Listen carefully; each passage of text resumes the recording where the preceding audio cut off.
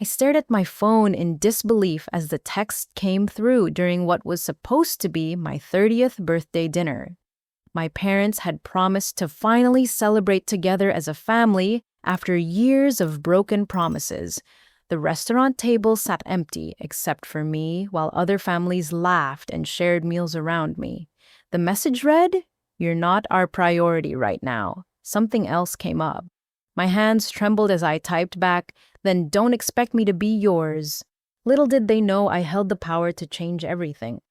3 years ago, when my parents, Martha and Robert, faced complete financial ruin, I became their lifeline. Their world collapsed when the manufacturing plant where they'd worked for 25 years suddenly shut down, leaving them without income or prospects. At 58, they were too young for retirement benefits, but too old for most employers to consider hiring them. The foreclosure notice arrived just 2 months after their final paycheck, and that's when I made the decision that would define our relationship for years to come. I was 27 then, working as a financial analyst at a credit union, making decent money, but nothing extraordinary. When I saw my parents crying at their kitchen table surrounded by unpaid bills and foreclosure papers, I couldn't just stand by and watch them lose everything. They'd raised me, sacrificed for my education, and supported my dreams when I was young. It felt natural, even noble, to return that support when they needed it most. The mortgage payment was $2,800 monthly. Adding property taxes and insurance brought their total housing costs to nearly $3,400. My own rent was only $900 for a cramped studio apartment on the other side of town. I crunched the numbers repeatedly, trying to make it work without destroying my own financial future. The math was brutal, but I found a way. I started working overtime whenever possible, picked up freelance bookkeeping projects on weekends, and eliminated every unnecessary expense from my budget. No more dining out, no vacations, no new clothes unless absolutely essential. My social life evaporated as I worked 60-hour weeks to cover both my basic living expenses and their house payment. The sacrifice felt meaningful because they promised things would be different once I helped them through this crisis. "We'll make this up to you, Cherie," my mother said through tears when I first handed her the mortgage payment. "We'll spend more time together as a family. We'll be the parents you deserve now that we understand what really matters." My father nodded earnestly, gripping my hands. "This is temporary, sweetheart. We'll find jobs soon and we'll pay you back every penny, but more importantly, we'll show you how grateful we are. No more missed birthdays, no more broken promises.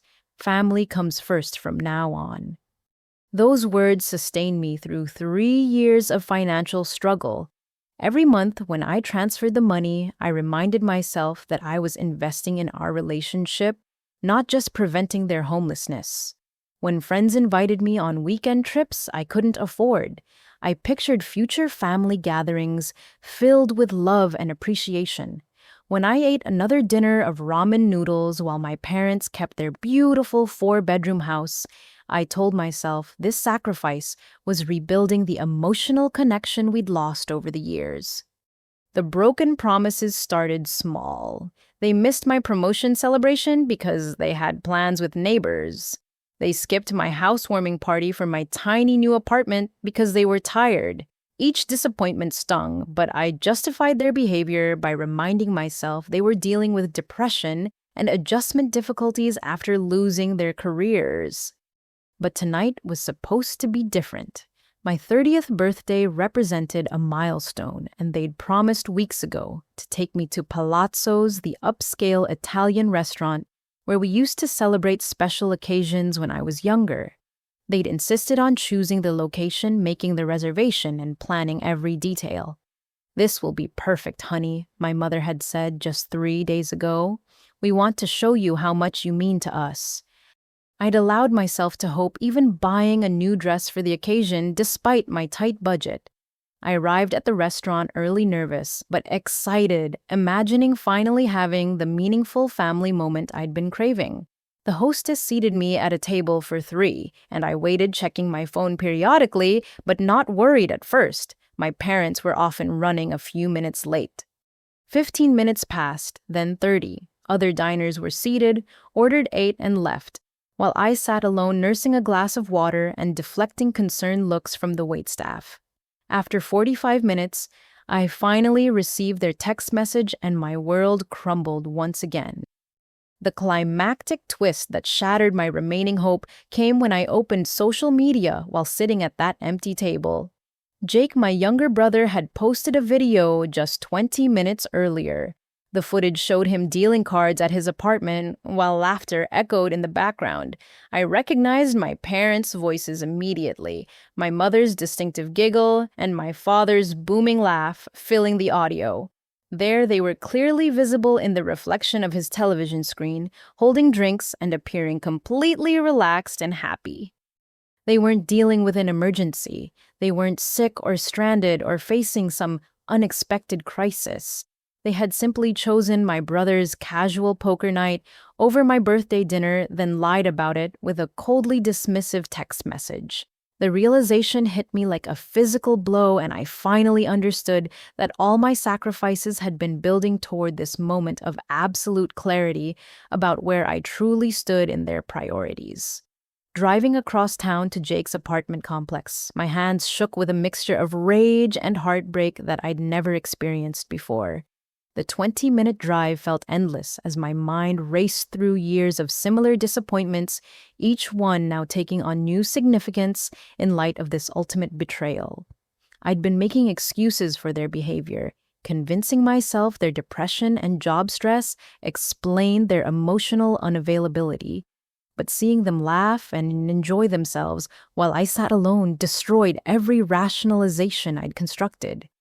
Jake lived in a modern complex with large windows facing the parking lot, making it easy to observe the gathering from my car.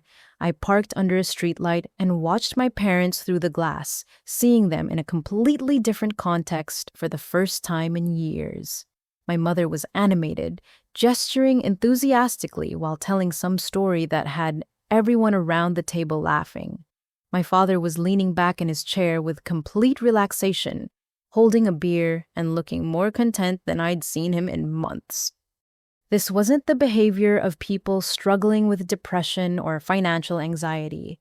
These were individuals enjoying themselves immensely, completely unburdened by thoughts of their daughter sitting alone at a restaurant, wondering why she wasn't worth their time. The contrast between their current joy and the constant stress I carried trying to support them felt surreal and devastating. As I watched, memories flooded back with new clarity. 3 years ago, when they first faced financial crisis, I'd believed their desperation was genuine because they'd presented such a convincing picture of people who'd lost everything. The tears, the panic, the grateful acceptance of my help had all seemed authentic. But now I wondered how much of that performance had been calculated to secure my financial support. The foreclosure crisis had been real enough.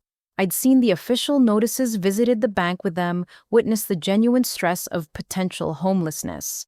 But their emotional manipulation around my role in solving their problems suddenly seemed much more deliberate. They'd positioned me as their savior while simultaneously positioning themselves as victims deserving of not just financial support, but emotional caretaking as well. I remembered my father saying, "You're the responsible one in the family, Sherry. You always have been. Jake's still finding himself, but you've got your life together. We can count on you." At the time, I'd felt proud to be seen as capable and reliable. Now I realized they'd been grooming me to accept a role as their financial provider while expecting nothing in return except the privilege of being useful to them. The pattern extended far beyond tonight's birthday disaster. They'd missed my college graduation because they had concert tickets. They'd skipped my awards ceremony at work because they were tired from visiting friends. They'd canceled holiday plans with me repeatedly, always, with reasonable-sounding excuses that I'd accepted without question. Each time I'd told myself family relationships required patience and understanding, especially during difficult periods. But they'd never been too tired or too busy for Jake's events. Now I could see they'd been prioritizing their own social life and their relationship with my brother while taking my devotion and financial support completely for granted. I was the reliable child who could be counted on to handle adult responsibilities, while Jake was the fun child who provided entertainment and emotional satisfaction. The climactic twist came when Jake himself appeared at my passenger window, having noticed my car while taking out trash. His face showed genuine surprise and confusion as he knocked on the glass, and I reluctantly rolled down the window to face him. "Oh, Cherry, what are you doing here? Are you coming up to join the game?" His casual tone made everything worse. He had no idea tonight was my birthday, no awareness that our parents had abandoned me to be here instead. He was completely oblivious to the financial arrangement that kept their house from foreclosure, having no knowledge of my sacrifices or their promises to prioritize our relationship. "It's my birthday, Jake," I said quietly, watching his expression change from confusion to shock. "Mom and Dad were supposed to take me to dinner tonight. Instead, they texted that I'm not their priority and came here." His face went pale. "Sherry, I had no idea. They just said they wanted to hang out and play cards. They never mentioned your birthday or any dinner plans. If I'd known..." "What would you have done differently?" I asked, genuinely curious about his answer. "I would have told them to go to dinner with you, obviously, or invited you to join us here instead. I don't understand why they didn't just include you in the plans." His innocence was almost as painful as their deliberate cruelty. Jake truly didn't understand the dynamics at play because our parents had never told him about my financial contributions to their survival. To him, they were just parents who occasionally visited and enjoyed spending time with him. He had no idea I was funding their ability to maintain their lifestyle while receiving nothing but broken promises in return. "Oh, Jake, do you know who's been paying Mom and Dad's mortgage for the last 3 years?" His confusion deepened. "What do you mean they own their house?"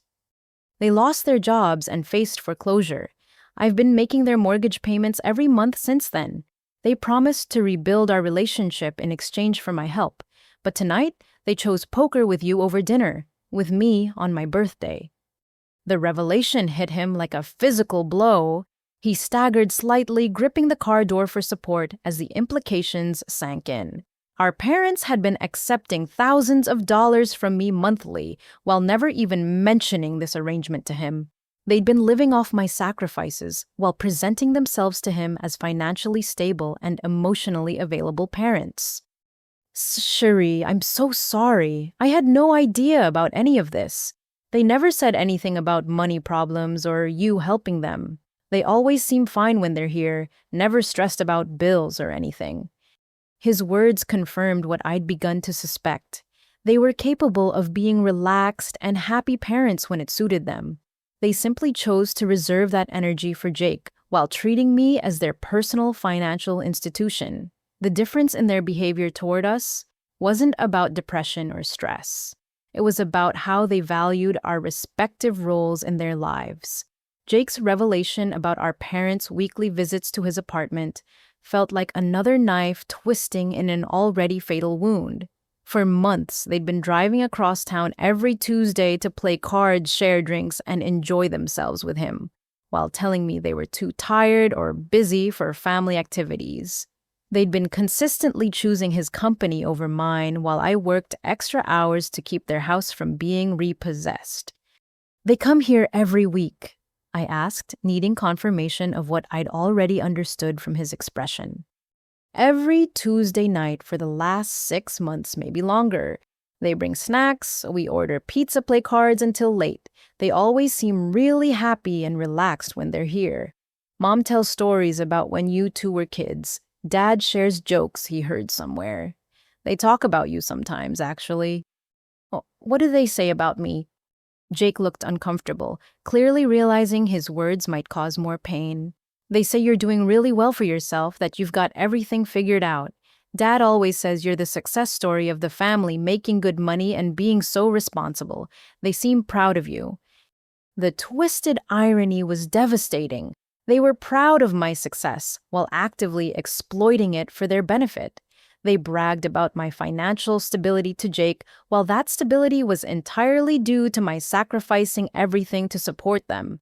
They presented my responsible nature as a point of family pride while using that responsibility to manipulate me into a caretaking role I'd never agreed to fill. Jake, they're not proud of me. They're proud of having trained me to be their personal ATM.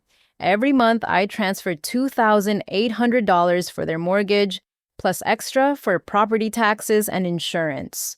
I live in a studio apartment that costs $900 because I can't afford anything better after covering their housing costs. I haven't taken a vacation in 3 years, I work overtime constantly, and I eat ramen noodles for dinner most nights so they can keep their 4-bedroom house. His face went ashen as the numbers sank in. $2,800 a month, Sherry, that's more than I make at my whole job. Plus, I cover their property taxes twice a year, homeowners insurance, and emergency repairs when needed. Last month, I paid for their new water heater. The month before that, I covered their car registration fees because they said money was tight. Jake leaned against my car, looking physically ill. They've been telling me they're doing okay financially. Mom bought new clothes last week. Dad got those expensive golf clubs he wanted. They never act like money is a problem when they're here. This information hit me harder than everything else combined. While I wore the same work clothes repeatedly and shopped at thrift stores, they were making luxury purchases. While I denied myself basic comforts to ensure their financial security, they were buying golf clubs and new clothes. They weren't just taking my money out of necessity. They were taking it so they could maintain a lifestyle they couldn't afford while still having funds for wants rather than just needs. Yeah, they bought golf clubs, I whispered, remembering how I'd told myself I couldn't afford the dental cleaning I'd been postponing for 8 months. Yeah, Dad was really excited about them. Said he'd found a great deal and finally had some money to treat himself. He's been playing twice a week with his buddies from the old job. The final piece of their deception clicked into place. They weren't depressed, isolated victims of economic circumstances. They were socializing regularly, pursuing hobbies, making luxury purchases, and maintaining active social lives. The only relationship they'd allowed to deteriorate was the one with me, the daughter, who made their comfortable lifestyle possible. I drove home through tear-blurred vision, my entire understanding of the last 3 years crumbling around me. Every sacrifice I'd made had been based on lies. Every broken promise had been a deliberate choice to prioritize other people and activities over rebuilding our relationship. They'd never intended to change their behavior toward me because they'd never seen it as problematic. Back in my tiny apartment, I sat at my second-hand desk and began writing the note that would change everything. My hands were steady now, my emotional turmoil crystallizing into cold determination. They'd taught me that relationships were transactional, that love could be bought and sold. It was time to apply their lesson in reverse. Mom and Dad, I wrote, since I'm not your priority, you shouldn't expect to be mine either. This note serves as formal notice that I will no longer be making payments on your mortgage, property taxes, or any other expenses related to your house. The arrangement we made 3 years ago was based on your promise to prioritize our family relationship in exchange for my financial support. You have consistently broken that promise while taking advantage of my commitment to help you. As I continued writing, I felt a strange sense of liberation. For 3 years, I'd been trapped in a one-sided relationship, giving everything while receiving nothing. Tonight had finally shown me the truth about their priorities, and I was done pretending their behavior would ever change. The climactic twist came when I noticed a stack of papers on my coffee table that hadn't been there when I left for dinner. My parents had borrowed my laptop the previous weekend to look up some information online, and they'd apparently printed documents while I was in the shower. Curiosity made me examine the papers more closely, and what I found changed everything I thought I knew about their financial situation. The documents were bank statements and mortgage refinancing papers dated 6 months ago. According to the paperwork, my parents had successfully refinanced their house and taken out $50,000 in cash through the process. The statements showed the money sitting in their checking account, along with records of the expensive purchases Jake had mentioned. They'd been lying to me about more than just their emotional priorities. While I struggled to make their mortgage payments and sacrificed my own financial security, they'd been sitting on $50,000 in cash. Every month when I transferred money for their housing costs, they could have easily paid those bills themselves. They'd been stealing from me through deception, taking my money not out of necessity, but out of greed and manipulation. The note I'd been writing suddenly seemed insufficient. This wasn't just about broken promises anymore. This was about financial fraud, deliberate deception, and exploitation that went far beyond emotional manipulation. They'd turned me into their victim while pretending to be victims themselves, and the evidence was sitting right in front of me in black and white. The bank statements revealed a level of financial deception that made my emotional betrayal seem almost insignificant by comparison. As I spread the papers across my small dining table, I felt like an investigator uncovering evidence of a crime, except the criminals were my own parents, and I was their primary victim. The refinancing had occurred 6 months ago in April, just 2 months after I'd given them an extra $1,000 to help with what they called unexpected medical bills. The timing was particularly cruel because I remembered that conversation vividly. My mother had cried while explaining they needed help with Dad's hospital bills from a minor procedure, and I'd worked extra weekend hours for a month to provide the additional support. Now I could see those medical bills had been paid directly by their insurance company, leaving them with minimal out-of-pocket costs. They'd manufactured a crisis to extract more money from me at the exact time they were planning to refinance their house for cash. The $50,000 windfall had been sitting in their account for half a year, while I continued making their mortgage payments like clockwork. The monthly statements showed a spending pattern that made my sacrifices look even more absurd. Regular purchases at upscale restaurants, premium grocery stores, department stores, and recreational facilities painted a picture of people living comfortably, not struggling to survive. They'd spent more on dining out in the past 6 months than I spent on groceries in an entire year. One statement showed a $1,500 purchase at a high-end furniture store made just 3 weeks after I'd told them I couldn't afford to replace my broken air conditioner and would have to endure another summer of miserable heat. Another showed $800 spent at a spa resort charged 2 days after I'd explained why I couldn't visit for Mother's Day because I was working overtime to cover their expenses. The pattern was systematic and deliberate. Every time I made a sacrifice or explained why I couldn't afford something, they'd made a luxury purchase within days or weeks.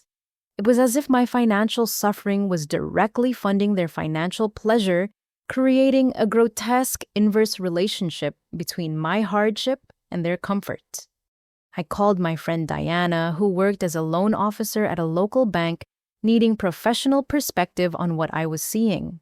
Diana had been encouraging me for months to reconsider my financial arrangement with my parents, warning that their lack of effort to find new income sources suggested they were too comfortable with the current situation. Diana, I need you to look at some financial documents and tell me what you think. Can you come over? It's 11:30 at night, Sherry. Are you okay? You sound terrible. I found evidence that my parents have been lying about their financial situation while I've been supporting them. I need someone who understands banking to help me interpret what I'm seeing. Diana arrived 20 minutes later in her pajamas and immediately understood the severity of what I'd discovered. As a professional who dealt with mortgage fraud cases regularly, she recognized the implications faster than I had. Cherie, this is financial exploitation, she said after reviewing the documents. They've been misrepresenting their financial condition to continue receiving money from you. Based on these statements, they haven't needed your help for at least 6 months, probably longer. Is this illegal?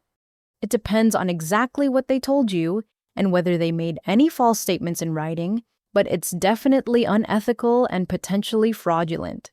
More importantly, look at this pattern of spending. They're not just living comfortably on your money. They're living luxuriously while you're in financial hardship as a direct result of supporting them. Diana pointed to specific transactions that painted an even uglier picture. Regular cash withdrawals of several $100 purchases at expensive gift shops, payments to travel websites for weekend trips I'd never heard about.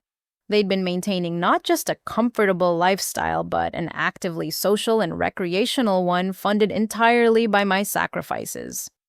The most disturbing part is this. Diana continued highlighting a series of deposits and withdrawals. Look at the timing. Every month, within days of receiving your mortgage payment, they make large discretionary purchases. They're treating your support as disposable income rather than essential survival assistance. The climactic twist came when Diana noticed something I'd missed in my emotional shock. The refinancing documents included a section about income verification where my parents had listed their monthly income sources for the bank's review. In addition to their unemployment benefits and my mortgage payments, they'd declared regular income from consulting work that generated nearly $2,000 monthly. Cherie, according to this, your parents have been working this entire time. They've been earning money but hiding it from you while continuing to collect your support. This isn't just about having a cash reserve from refinancing. They've been actively deceiving you about their employment status. The consulting income records showed payments from their former employer, the same company that had supposedly eliminated their positions 3 years ago. They'd been rehired as independent contractors within 6 months of their termination, but had never told me about this development. Instead, they'd allowed me to continue believing they were unemployable and desperate while they rebuilt their income stream and accumulated wealth. My 3 years of sacrifice had been completely unnecessary for at least 2.5 years. While I worked myself to exhaustion and denied myself basic comforts, they'd been earning money, accumulating assets, and enjoying themselves at my expense. They'd turned my generosity into their personal profit center, creating wealth for themselves by exploiting my love and sense of family obligation. The evidence was overwhelming, but Diana helped me understand that this was more than just a family betrayal. This was systematic financial fraud that could have legal consequences if I chose to pursue them. They'd obtained money from me through false pretenses, misrepresented their financial condition, and deliberately concealed income sources that would have ended my support if I'd known about them. As I looked at the papers spread across my table, I realized my note about ending mortgage payments was just the beginning of what needed to happen. This wasn't a family dispute anymore. This was a case of financial exploitation that required a much more serious response than just withdrawing my support. They'd stolen from me for years, and it was time for them to face real consequences for their actions. The rest of that sleepless night was spent methodically documenting 3 years of financial exploitation with the precision my accounting background had trained me to apply. I created spreadsheets, organized emails chronologically, and built a timeline that would make their deception undeniable to any objective observer. The process was emotionally devastating, but also strangely empowering as each piece of evidence reinforced my decision to fight back against their manipulation. I started with my bank records printing every monthly transfer I'd made for their mortgage payments. The total came to $108,400 over 36 months, not including the additional payments for property taxes, insurance, emergency repairs, and the various crisis funds they'd requested. When I added those supplementary payments, the number climbed to nearly $130,000. Next, I organized their promises chronologically. I'd saved every email and text where they'd committed to rebuilding our relationship in exchange for my financial support. The earliest messages were filled with gratitude and specific commitments about family time, regular dinners, holiday celebrations, and emotional availability. As months passed, their messages became shorter and more focused on the logistics of receiving money rather than maintaining the relationship they'd promised to prioritize. The pattern was stark when viewed objectively. Their expressions of gratitude had steadily decreased, while their sense of entitlement to my support had grown. Recent messages treated my monthly transfers as automatic obligations rather than generous gifts, with no acknowledgement of the sacrifices required for me to provide that money. I printed Jake's social media posts going back 8 months, documenting the regular family gatherings I'd never been invited to join. Photo after photo showed my parents laughing, playing games, sharing meals, and clearly enjoying themselves with him and his friends. The timestamps proved these gatherings had occurred on nights when they'd told me they were too tired or stressed for family activities. The most damning evidence came from cross-referencing their bank statements with their communications to me. Every time they'd claimed financial hardship to extract additional money, their account showed recent luxury purchases that contradicted their supposed desperation. The medical bills request coincided with a shopping spree at expensive clothing stores. Their plea for help with car repairs happened 2 days after they'd spent $800 at a fancy restaurant. Diana returned the next morning with her laptop and professional expertise to help me understand the legal implications of what we'd uncovered. As a loan officer who'd seen numerous cases of financial elder abuse, she recognized patterns in my parents' behavior that extended beyond simple family dysfunction. Sherry, what your parents have done fits the legal definition of financial exploitation in several ways. They obtained money through false pretenses, they concealed material information about their financial condition, and they used emotional manipulation to maintain access to your resources. But they're not elderly, and I'm not their caretaker. Does that matter legally? Financial exploitation laws aren't limited to elderly victims. They apply to any situation where someone uses deception, manipulation, or abuse of trust to obtain money from another person. Your parents clearly abused your trust and use emotional manipulation to maintain financial access. Diana helped me research the specific statutes in our state that might apply to my situation. Financial exploitation, obtaining money under false pretenses, and fraud all carried both civil and criminal penalties. More importantly, I could potentially recover the money they'd taken through legal action, especially given the clear documentation of their deception. My friend Sarah, who worked as a paralegal at a local law firm, joined our research session after I called her with a summary of what I'd discovered. Sarah had experience with family financial disputes and immediately recognized the strength of my case.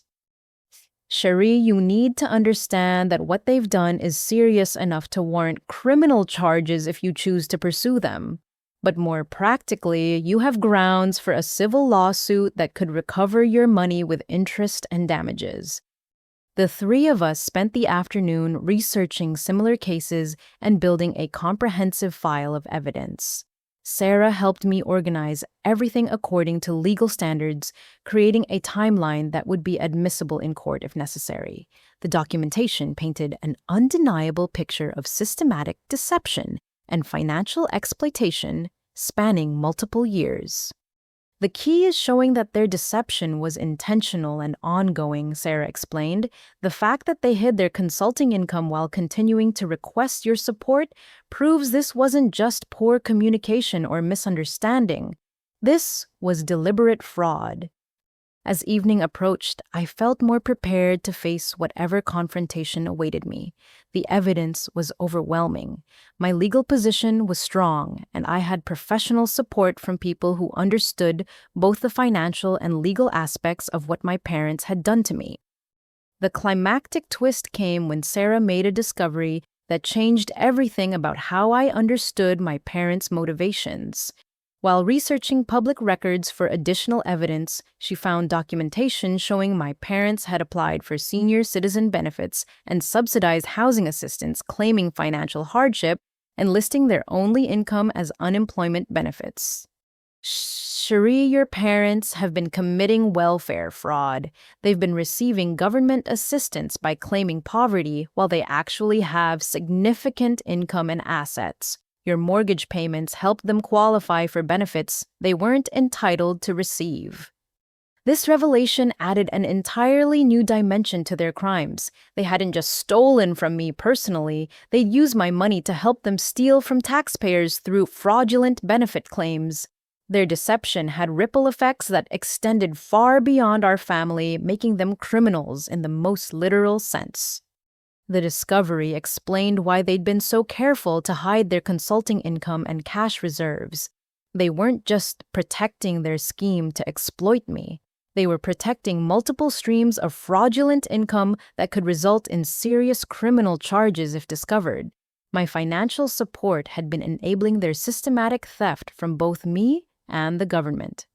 This makes your case much stronger, Sarah continued. But it also means that when you confront them, they're going to be desperate to prevent this information from becoming public. People have gone to prison for this kind of welfare fraud.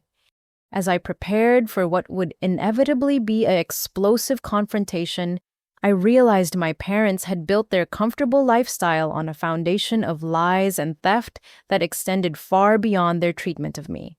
They weren't just bad parents or financially irresponsible people. They were criminals who'd been systematically defrauding multiple sources for years, and I had the documentation to prove it.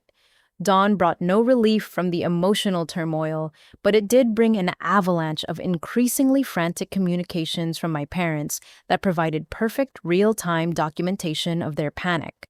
The first call came at 6:47 a.m., just as I was finishing my morning coffee and preparing for what I knew would be a day of reckoning. "Oh, Sherry, honey, we need to talk about that note you left." My mother's voicemail began with forced calmness. "I think there's been some kind of misunderstanding about last night. Please call us back as soon as you get this message." By 7:15, the tone had shifted noticeably. "Sherry, this is Dad. We got your note and we're really confused about what happened. We know you're upset about the birthday dinner, but we can explain everything. This seems like a really extreme reaction to a simple scheduling conflict." The third call came at 7:32, and my mother's voice carried the first hints of genuine concern. "Sweetie, we've been calling and you're not picking up. We understand you're angry, but we need to discuss this like adults. You can't just stop helping us without warning because of one missed dinner." I listened to each voicemail while methodically organizing my evidence files, feeling strangely detached from their escalating desperation. 3 years of their broken promises and emotional manipulation had finally insulated me from their attempts to control my reactions through guilt and pressure. Call number 7 brought the first suggestion that they understood the gravity of their situation. "Sherry, this is Mom again. We've been talking, and we realize we haven't been the parents you deserved lately. We want to make this right, but you stopping the mortgage payments isn't going to help anyone. Please call us back so we can work this out together." By 10 a.m., they'd left 15 messages, and their strategy was becoming clear. They were treating this like a tantrum that could be managed through the right combination of apologies, promises, and emotional pressure. They still didn't understand that I'd discovered their financial deception, and they were operating under the assumption that this was simply about hurt feelings over the missed birthday dinner. Call 16 marked the moment when panic began to override their calculated approach. "Sherry, please pick up the phone. We've been trying to reach you all morning, and we're starting to worry that something's wrong. If you're having some kind of breakdown, we want to help you. Family sticks together during difficult times." The irony of that last statement was breathtaking. After 3 years of treating me like their personal bank account while providing no emotional support in return, they were now invoking family loyalty as a reason for me to continue funding their lifestyle. Jake called at 10:30, clearly having been contacted by our parents and asked to intervene. His message was apologetic and confused, revealing that they'd given him a carefully edited version of events that painted me as unstable and unreasonable. Sherry mom and dad called me really upset. They said you left some kind of angry note and stopped helping with their house payments because of the birthday dinner thing. I told them I talked to you last night and understood why you were hurt, but they're saying you're threatening to let them lose their house over a misunderstanding. That doesn't sound like you. Can you call me back and explain what's really going on? His message confirmed that my parents were already spinning the narrative to make themselves appear as victims of my unreasonable behavior. They'd told him nothing about the mortgage payments I'd been making, the promises they'd broken, or the financial deception I'd uncovered. Instead, they were framing this as an emotional overreaction to a simple scheduling conflict. By noon, I'd received 28 calls, and their messages had become increasingly manipulative and desperate. My mother's voice was trembling with carefully performed emotion as she left message 26. Sherry, I don't understand what's happening to you. This isn't the daughter we raised. You're talking about abandoning your family when we need you most, and that's just not who you are. We love you, and we're willing to forgive this outburst if you just call us back and restore the payments before it's too late. The phrase, willing to forgive this outburst, was particularly telling. Even in their desperation, they were positioning themselves as the wrong parties who would graciously overlook my inappropriate behavior. They still saw themselves as entitled to my financial support and viewed my withdrawal of that support as an attack on them rather than a natural consequence of their deception. Call 31 brought the first hint that they suspected I might know more than they'd assumed. My father's voice was carefully controlled, but I could hear underlying fear as he chose his words precisely. Oh, Sherry, if you've heard something or found something that's made you upset, we need to talk about it face to face. Things aren't always what they seem, and there might be information you don't have that would help you understand the situation better. Please don't make any permanent decisions based on incomplete information. That message confirmed my suspicions that they knew their deception was discoverable and were beginning to worry about what I might have found. They were still hoping to control the narrative and manage my response, but their confidence was clearly shaken. The climactic twist came with call number 42, which arrived just after 2 p.m. Instead of another message from my parents, this call came from someone who identified herself as a representative from Pacific Northwest Mortgage Company, the firm that held my parents' home loan. Ms. Anderson, this is Jennifer Walsh from Pacific Northwest Mortgage. We received a very concerning call from Mr. and Mrs. Anderson this morning regarding their mortgage payments. They've informed us that their adult daughter, who they claim has been making unauthorized payments on their account, is now threatening to stop those payments due to a mental health crisis. They're requesting that we contact you directly to verify your mental competency and discuss the situation. Please return our call at your earliest convenience as this matter requires immediate attention. The message was professional, but clearly reflected my parents' desperate attempt to characterize me as mentally unstable in order to maintain their financial arrangement. They'd contacted their mortgage company and suggested that I was having a breakdown, hoping the bank would somehow intervene to force me to continue making their payments. The absurdity and cruelty of their strategy was staggering. Rather than admit their deception or take responsibility for their broken promises, they were trying to have me declared incompetent so they could continue exploiting my financial support. They'd escalated from emotional manipulation to attempting character assassination with their mortgage company. I realized that returning this call would give me an opportunity to present the true facts to someone who had professional standing to evaluate the situation objectively. More importantly, it would allow me to expose my parents' latest attempt at deception to a third party who would be required to document their false statements. The 42 missed calls had shown me exactly who my parents really were when their comfortable deception was threatened. They weren't loving family members trying to work through a misunderstanding. They were con artists scrambling to maintain access to their victims' resources by any means necessary, including destroying my reputation if that's what it took to keep the money flowing. The mortgage company call galvanized my resolve and provided the perfect opening to begin exposing my parents' deception to outside authorities. When I returned Jennifer Walsh's call, I was prepared with documentation and a clear explanation of the actual facts surrounding their mortgage payments. Ms. Walsh, this is Sherry Anderson returning your call. I understand my parents contacted you with concerns about my mental health, but I think you'll find the reality of our situation quite different from what they've told you. Jennifer's professional demeanor shifted to genuine interest as I explained the 3-year history of financial support I'd provided, the promises that had been broken, and most importantly, the evidence I'd discovered of their hidden income and assets. Ms. Anderson, what you're describing doesn't align with what your parents told us this morning. They claimed you'd been making unauthorized payments without their knowledge, and were now threatening to damage their credit due to a psychological episode.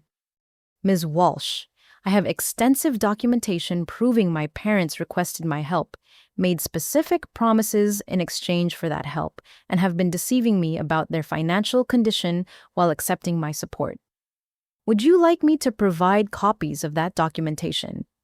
The conversation lasted 45 minutes, during which Jennifer became increasingly concerned about my parents' false statements to her company. As a mortgage professional, she recognized the legal implications of their deception and suggested I might want to consult with an attorney about potential fraud charges.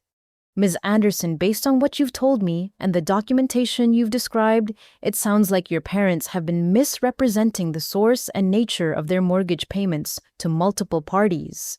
That's a serious matter that could affect their loan standing with our company.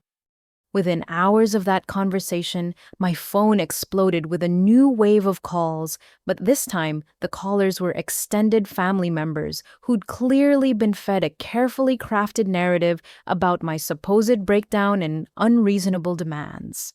My Aunt Linda called first, her voice filled with righteous indignation. Sherry Marie Anderson, I cannot believe what your parents are telling me. After everything they've done for you over the years, how dare you threaten to make them homeless over hurt feelings about a missed dinner? You should be ashamed of yourself. The use of my full name and the aggressive tone told me my parents had presented themselves as victims of my cruelty while omitting any mention of their financial deception or broken promises. They'd activated their support network to pressure me into compliance, just as they'd tried to use the mortgage company. Uncle Tom's call was even more hostile. Your parents raised you better than this, young lady. Family doesn't abandon family over petty grievances. I don't know what's gotten into you, but you need to fix this situation immediately before you destroy your relationship with them permanently. Each family member who called had received the same basic story: I was overreacting to a simple scheduling conflict and threatening my parents' financial security because my feelings were hurt. None of them knew about the years of financial support I'd provided, the systematic deception about income and assets, or the pattern of broken promises that had led to my decision. The intervention attempt reached its peak when Jake arrived at my apartment with our parents in tow, clearly having been convinced that a face-to-face confrontation would resolve what they'd characterized as my emotional crisis. Cherie, we need to talk, my father said as I opened the door to find 3 faces staring at me with expressions ranging from concern to barely controlled anger. This has gone on long enough. I let them into my tiny living room where the contrast between my modest circumstances and their comfortable lifestyle became immediately apparent. My parents looked around my studio apartment with expressions that suggested they'd forgotten how small and shabby my living space was compared to the 4-bedroom house I was helping them maintain. Honey, we're worried about you. My mother began settling onto my second-hand couch with practiced concern. Jake told us you seemed upset last night, and then this morning we got that note. We think you might be having some kind of emotional crisis. I'm not having a crisis, Mom. I'm having a realization. I've discovered that you've been lying to me about your financial situation for years, while I've been sacrificing my own financial security to support you. Their expressions changed instantly, the performative concern replaced by genuine alarm as they realized I knew about their deception. My father recovered, first shifting to a defensive strategy that involved minimizing the significance of what I discovered. Cherie, if you're talking about the consulting work, that income is sporadic and unreliable.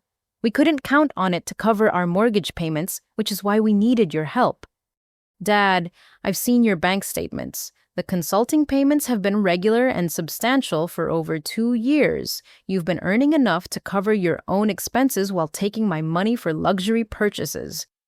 Jake's face went pale as he began to understand the scope of what our parents had been hiding from both of us. What consulting work? What bank statements? What are you two talking about? The climactic twist came when my father, realizing their story was falling apart, made a desperate attempt to regain control by attacking my credibility rather than addressing the evidence I'd presented. Sherry, you're clearly not thinking straight about this situation. We've already spoken to our realtor about selling the house and splitting the proceeds with you as a way to resolve this misunderstanding. The house has appreciated significantly since we bought it, so there would be enough money for all of us. The revelation that they'd already contacted a realtor was devastating, but not in the way they'd intended. It proved they viewed the house not as their family home that I was helping them keep, but as an investment property they could liquidate for profit whenever they chose. More importantly, their offer to split the proceeds meant they intended to keep money that included my contributions to their mortgage payments. You're planning to sell the house and keep the profits from 3 years of my mortgage payments? I asked, making sure Jake heard this part clearly.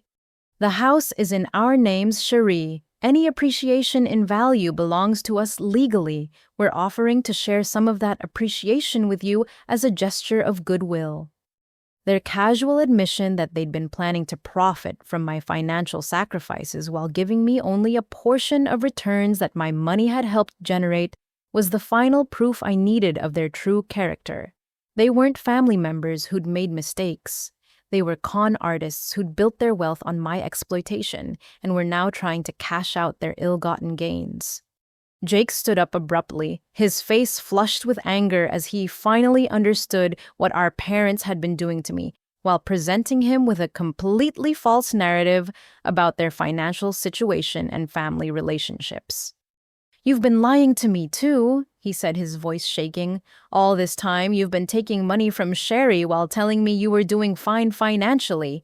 You've been lying to both of us. The intervention had backfired completely, exposing their deception to Jake and providing me with additional evidence of their willingness to lie to multiple family members in order to maintain their profitable scam. Instead of pressuring me to resume payments, the confrontation had created a new ally who finally understood the truth about our parents' behavior. With Jake now witnessing their deception firsthand, I decided it was time to present the full scope of evidence I'd gathered to everyone in the room. The intervention they'd planned to pressure me into compliance was about to become a reckoning where their years of lies would be exposed with undeniable documentation. Since we're all here together, let me show you exactly what I've discovered about Mom and Dad's financial situation, I said, moving to my dining table where I'd organized the evidence files. I think everyone deserves to understand the truth about what's been happening. I started with their bank statements, spreading the documents across my coffee table so everyone could see the account balances, income deposits, and luxury purchases that painted a picture completely contrary to the poverty story they'd been telling me. These statements show $50,000 in cash from refinancing the house 6 months ago, plus regular consulting income of nearly $2,000 monthly for the past 2 years. During this same period, I've been making mortgage payments of $2,800 every month because they told me they were facing foreclosure. Jake picked up the statements with trembling hands, his face growing pale as he recognized the dates and amounts. This consulting income is this from your old company. My father's silence was answer enough, but my mother attempted damage control with an explanation that only made their deception more obvious. That consulting work isn't guaranteed, sweetheart. We needed Sherry's help to make sure we could cover the mortgage payments reliably. But you didn't use my payments for mortgage. I continued pulling out additional evidence. These bank records show that my monthly transfers went into your checking account, while your mortgage payments were made from a different account funded by your consulting income. You've been treating my money as disposable income for luxury purchases. The evidence was devastating when presented chronologically. Every month, my mortgage payment would appear as a deposit, followed within days by discretionary purchases at restaurant stores and entertainment venues that far exceeded what someone facing financial hardship should have been able to afford. Jake studied the timeline with growing horror. Cherie, look at this entry from March. They spent $800 at that fancy steakhouse downtown the same week you told me you couldn't afford to go out for your birthday because money was tight. That's not the worst part, I said, retrieving the welfare benefit documentation Sarah had discovered. They've also been collecting government assistance by claiming poverty and listing unemployment as their only income source.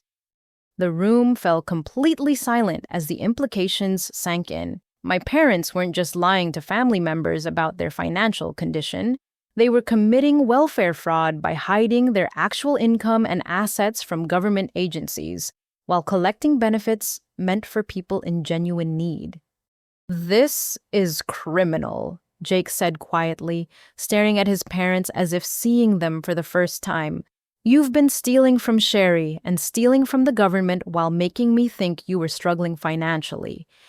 My father finally found his voice, but instead of accepting responsibility or showing remorse, he launched into a defensive justification that revealed the depth of his entitlement and manipulation. Everything we did was to protect our family's financial security during uncertain times. Cherie was doing well financially and could afford to help us. The consulting work wasn't stable enough to rely on for major expenses like the mortgage. We were being responsible by ensuring we had multiple income sources. Oh, you were being responsible, I asked incredulously. You lied to me about your income hid assets worth $50,000, spent my money on luxuries while I lived in poverty, and committed welfare fraud to get government benefits you didn't deserve. How is any of that responsible? We never asked you to sacrifice your own comfort, my mother added, attempting to shift blame for my financial hardship back to my own choices. You could have said no if you couldn't afford to help us. The victim blaming was breathtaking in its audacity. After 3 years of emotional manipulation, broken promises, and systematic deception, they were now suggesting that my suffering was my own fault for being too generous with people who'd raised me to trust family unconditionally. Jake stood up abruptly, his face flushed with anger and disgust. Stop talking. Both of you just stop talking. Everything you've said for the last 3 years has been lies. Everything you've told me about Sherry being the successful one who had everything figured out was based on her sacrificing everything to support you. He turned to face me with tears in his eyes. Sherry, I'm so sorry. I had no idea what they were doing to you. All those times I saw them at my place happy and relaxed, they were spending money you'd earned while you were working extra hours and eating ramen noodles to pay their bills. The room's dynamic had shifted completely. Instead of me facing pressure to resume supporting my parents, they now faced condemnation from both their children for years of systematic deception and exploitation.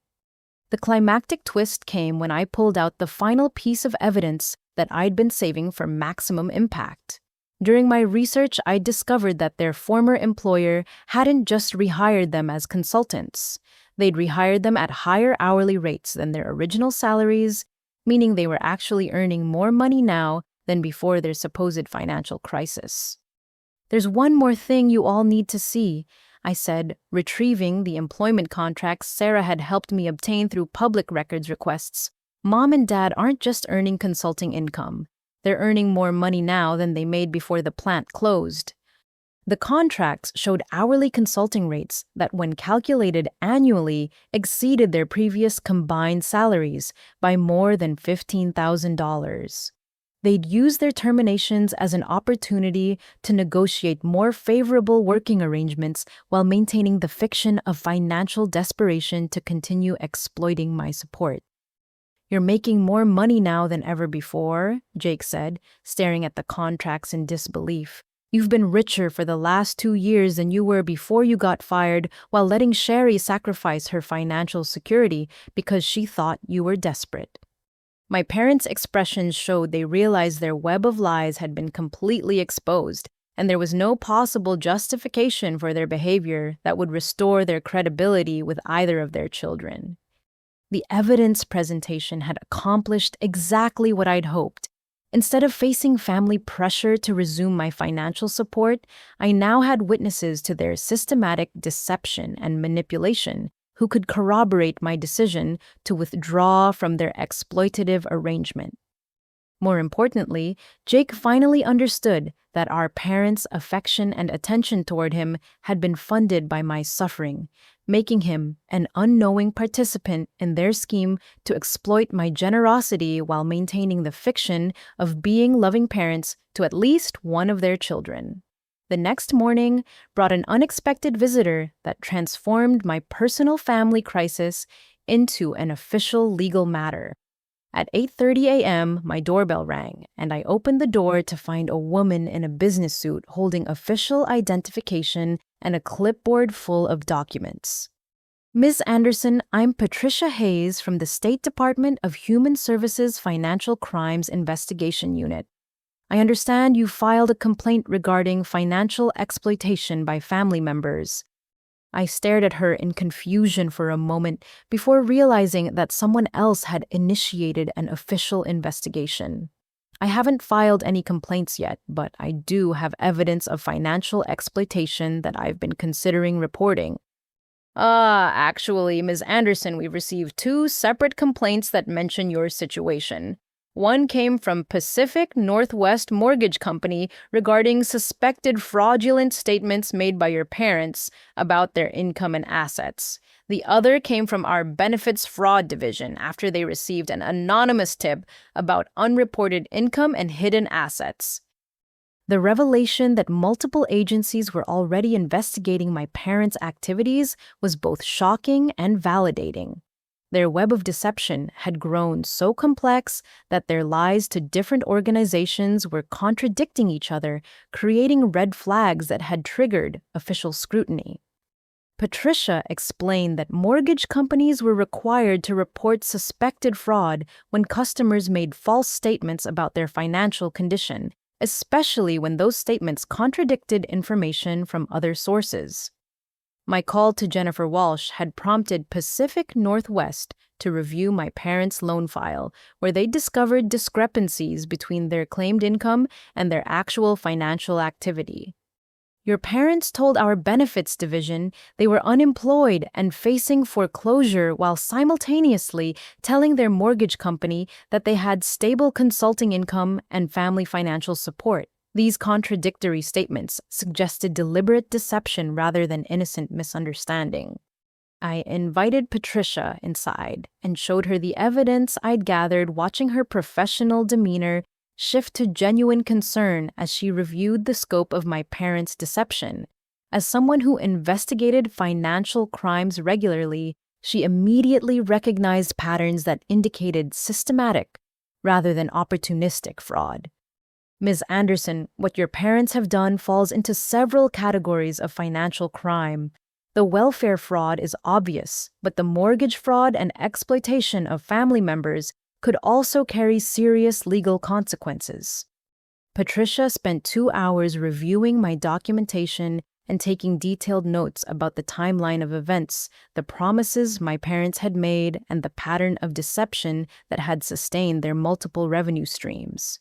Her questions were thorough and professional, treating my situation as a legitimate criminal matter rather than a family dispute. We'll need to interview your parents and examine their complete financial records. Based on what you've shown me, there's probable cause to investigate them for welfare fraud, mortgage fraud, and financial exploitation. An hour after Patricia left, my parents arrived at my apartment unannounced, their faces showing panic and desperation that told me they'd already been contacted by investigators. Their carefully maintained facade of wounded innocence had been replaced by the raw fear of people facing serious legal consequences. "Sherry, what have you done?" my mother demanded before I'd even opened my door completely. "We just got calls from investigators who want to examine our financial records. They're treating us like criminals because of your accusations."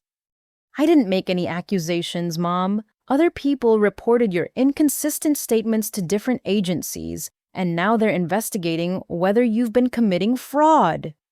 My father pushed past me into my apartment, his face flushed with anger and fear.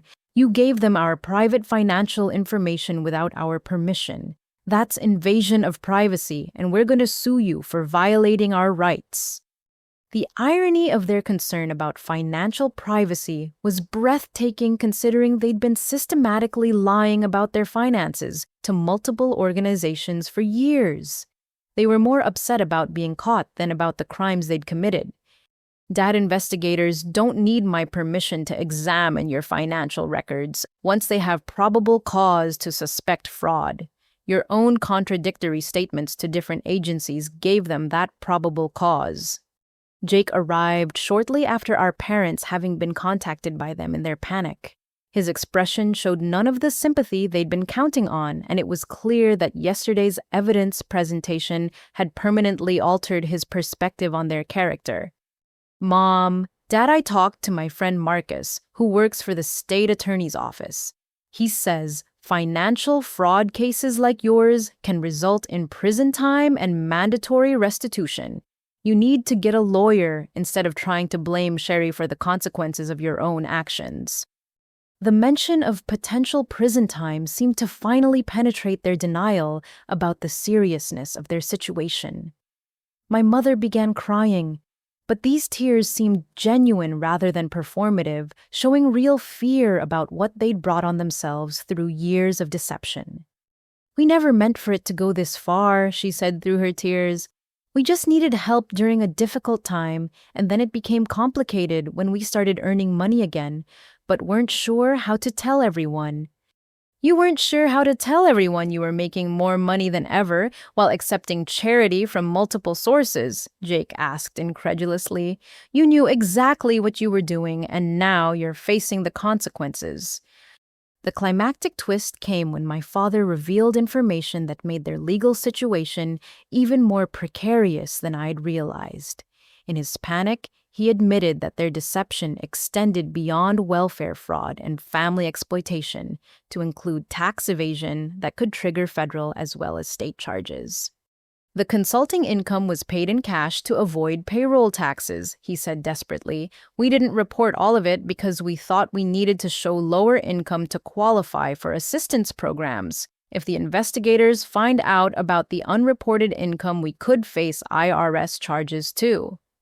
The admission that they'd been evading federal income taxes while collecting state benefits and family support revealed the full scope of their criminal activities. They weren't just local fraudsters, they were criminals whose activities could trigger federal prosecution with much more serious potential penalties. Jake stared at our father in horror. "You've been committing tax evasion, too. How many different laws have you been breaking while taking money from Sherry G?" Patricia's investigation had uncovered a web of criminal behavior that extended far beyond what I'd originally discovered. My parents had built their comfortable lifestyle on multiple streams of fraud, deception, and exploitation that could result in significant prison time and financial penalties that would destroy them financially. As I watched them panic about the legal consequences they'd brought on themselves, I felt a strange mixture of vindication and sadness. They'd finally been caught and justice was beginning to unfold, but the process was destroying any possibility of salvaging our family relationships even after their punishment was complete. The investigation was just beginning, but it was already clear that my decision to withdraw financial support had triggered a cascade of consequences that would hold them accountable for years of criminal behavior that had damaged not just me, but the broader community they'd been stealing from through fraudulent benefit claims. Within 2 weeks of the investigation becoming public knowledge, the ripple effects of my parents' exposed deception began spreading through our small suburban community like wildfire. News travels fast in neighborhoods where families have known each other for decades, and my parents had cultivated relationships with dozens of people who'd admired their apparent resilience during financial hardship. The first community member to contact me was Mrs. Henderson, our elderly neighbor who lived next door to my parents' house. Her voice was filled with shock and disappointment when she called on a Tuesday evening. "Sherry dear, just heard the most disturbing news about your parents from my daughter who works at the courthouse. Is it true they've been investigated for fraud while you've been supporting them financially?" Mrs. Henderson had been one of my parents' most vocal supporters over the past 3 years, frequently commenting on what wonderful people they were for raising such a generous daughter who took care of them during their time of need. She'd often told neighbors how proud they must be of me, never knowing that I was quietly struggling while they lived comfortably on my sacrifices. "Yes, Mrs. Henderson, it's true. I discovered they've been hiding significant income and assets while accepting my financial support and government benefits." "Oh, honey, I'm so sorry. Your mother told me just last week how grateful they were for your help and how proud they were of your success. She never mentioned they had other income sources." The conversation revealed that my parents had been carefully managing their community image, presenting themselves as grateful recipients of their daughter's generosity, while hiding the fact that this generosity was neither necessary nor appreciated. They'd been using my genuine sacrifices to enhance their reputation in the neighborhood. Mrs. Henderson's call was followed by similar conversations with other neighbors, church members, and family friends who'd been fed carefully crafted narratives about my parents' financial situation and my role in supporting them. Each conversation revealed new layers of deception as people shared stories they'd heard about my supposed success and my parents' supposed gratitude.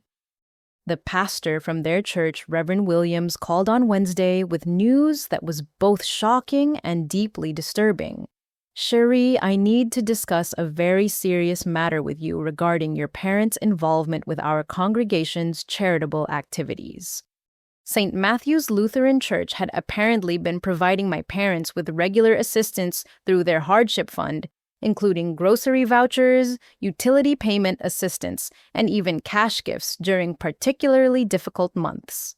The congregation had been moved by their story of job loss and financial crisis, never knowing they were helping people who had substantial hidden income and assets. "Reverend Williams, how much assistance has the church provided over the past 3 years?" Between direct financial aid, food assistance, and special collections taken up specifically for their needs, I estimate the congregation has provided nearly $15,000 in support.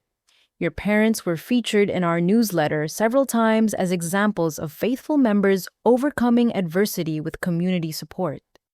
The revelation that my parents had been accepting charity from their church while sitting on $50,000 in cash and earning substantial consulting income was devastating.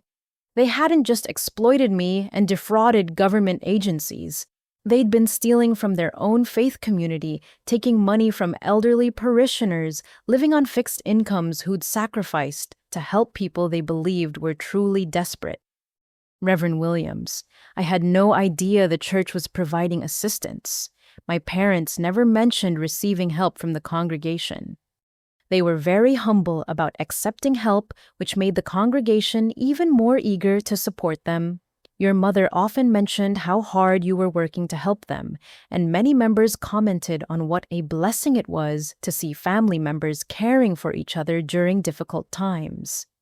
The church assistance had been funded partly by my own suffering as my parents used my story of financial sacrifice to generate sympathy and additional resources from their congregation. They turned my genuine hardship into a narrative that convinced others to provide even more money to support their comfortable lifestyle. Thursday brought a call from the local food bank director, Maria Santos, with information that made my parents' exploitation of community resources even more grotesque. Ms. Anderson, I understand your parents are facing legal issues related to misrepresenting their financial situation. I'm calling because they've been regular clients of our food bank for over 2 years.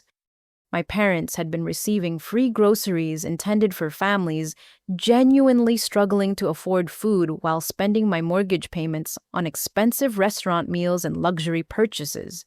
They'd been taking food from people who actually needed it while dining out regularly and maintaining a lifestyle funded by fraud and exploitation. Maria, during the time they were using the food bank, were they required to provide income verification? Yes, and they consistently reported only unemployment benefits and occasional family assistance. If they disclosed their actual income levels, they wouldn't have qualified for our services. The food bank records showed my parents had received nearly $8,000 worth of groceries over 2 years, including special holiday food baskets meant for families facing extreme hardship. They'd been literally taking food from hungry families while having more than enough money to buy groceries themselves. Jake called me Friday evening with news that the community fallout was affecting him as well. Sherry people keep approaching me at work and around town asking about mom and dad's situation. Word has gotten out about the investigation and everyone wants to know if the stories they've heard are true. He'd been fielding questions from mutual acquaintances who'd known our family for years, many of whom had contributed to various fundraising efforts, organized to help my parents during their supposed financial crisis. Local businesses had donated gift cards, community groups had organized benefit events, and individual families had made personal contributions to help them through what everyone believed was temporary hardship. Jake, I keep learning about more and more people who gave them money or assistance. It's like they were running multiple charity scams simultaneously while living better than most of the people who were helping them.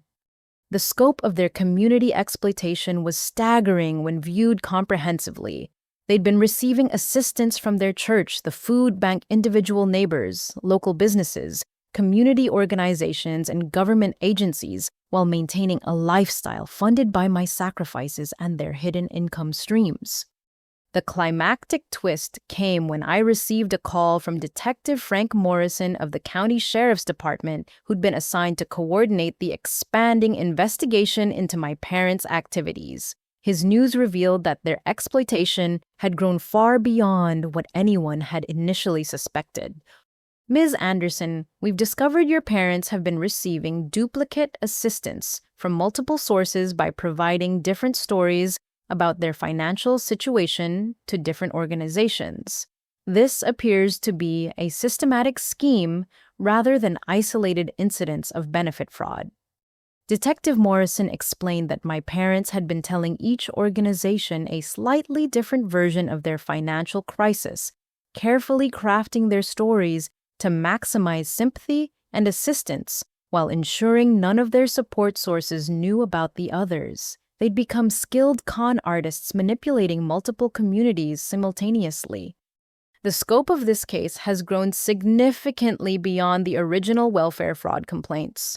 We're now investigating organized charity fraud, tax evasion, and potentially criminal conspiracy. Your parents built an entire lifestyle on deceiving people and organizations who wanted to help them. The detective's investigation had revealed that my parents weren't just opportunistic fraudsters who'd gotten in over their heads. They were systematic criminals who developed sophisticated methods for exploiting charitable organizations and individual donors while hiding their true financial condition from all oversight. Detective Morrison, what kind of penalties are they looking at if convicted of all these charges? Given the scope of the fraud and the amount of money involved, they could face several years in prison and be required to pay full restitution to all the individuals and organizations they've defrauded. The total amount of fraudulent benefits and donations could exceed $50,000. As I processed the detective's information, I realized my parents' crimes had affected dozens of families and organizations who'd acted with genuine compassion to help people they believed were struggling. Their selfishness and greed had not only exploited me personally, but had undermined community trust and diverted resources from people with legitimate needs. The community fallout was just beginning, but it was already clear that my parents' reputation and social connections had been permanently destroyed by the exposure of their systematic deception and exploitation of charitable hearts throughout our town. The legal pressure intensified dramatically when my parents' attorney David Chen contacted me directly 3 weeks after the investigation began. His call was professional, but carried an unmistakable tone of threat that suggested my parents were preparing to wage war rather than accept responsibility for their criminal behavior. Ms. Anderson, I represent your parents in this matter, and I'm calling to discuss a very serious legal situation that's developed as a result of your actions. My clients are prepared to file a civil lawsuit against you for breach of verbal contract, intentional infliction of emotional distress, and defamation. The audacity of their legal strategy was breathtaking. After years of systematic fraud and exploitation, they were attempting to portray themselves as victims of my unreasonable behavior and demanding legal remedies for my decision to stop enabling their criminal activities. Mr. Chen, what verbal contract are you referring to? My clients maintain that you entered into a binding agreement to provide financial support for their housing costs in exchange for their promise to maintain family relationships. They've fulfilled their part of this agreement while you've breached yours by unilaterally terminating support without proper notice. The claim that they'd fulfilled their part by maintaining family relationships was so divorced from reality that I almost laughed. They were arguing that missing my birthday dinner, lying about their finances, and systematically deceiving me for 3 years constituted proper maintenance of our family relationship. Oh, Mr. Chen, are you aware that your clients have been hiding substantial income and assets while accepting my financial support under false pretenses? My client's financial situation has been fluid and complex during a period of career transition. Any assistance you provided was given voluntarily, and they've expressed consistent gratitude for your generosity. His carefully neutral language told me that my parents had provided their attorney with a heavily sanitized version of events that minimized their deception and portrayed their exploitation as legitimate family support. They were hoping to control the legal narrative just as they'd controlled the community narrative for years.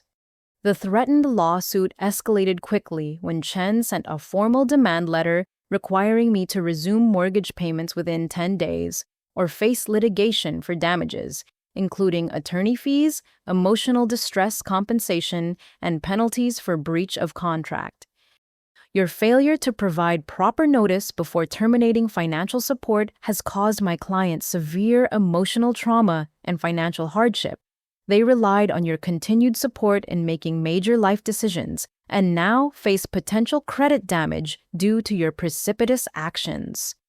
Reading the demand letter felt like being transported to an alternate reality where victims were perpetrators and criminals were heroes. They were demanding compensation for emotional trauma while ignoring the trauma they'd inflicted on me through years of manipulation and deception. I forwarded the letter to Sarah, who'd been helping me navigate the legal aspects of my situation, and her response confirmed my instincts about their strategy. Sherry, this is a desperate intimidation tactic.